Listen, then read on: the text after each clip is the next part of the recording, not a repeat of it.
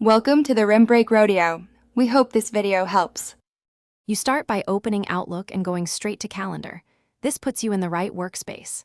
Sign in if required, then click the calendar icon or press Ctrl+2 to switch views. Once there, choose New Event or double-click a time slot to create an entry. You do this now because starting the event draft lets you capture date and time before adding details, which prevents forgetting essential scheduling info as you proceed. Now enter the event details. Give it a concise title and pick the correct date, start and end times. Adjust the time zone if scheduling across regions.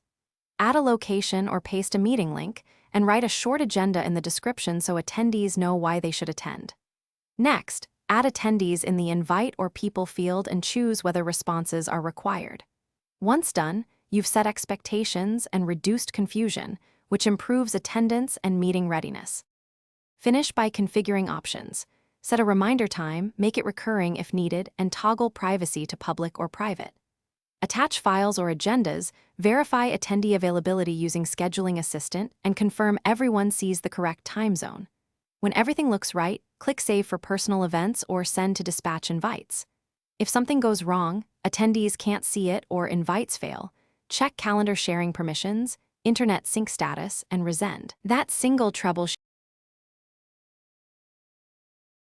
Thanks for watching. Consider subscribing if we helped you.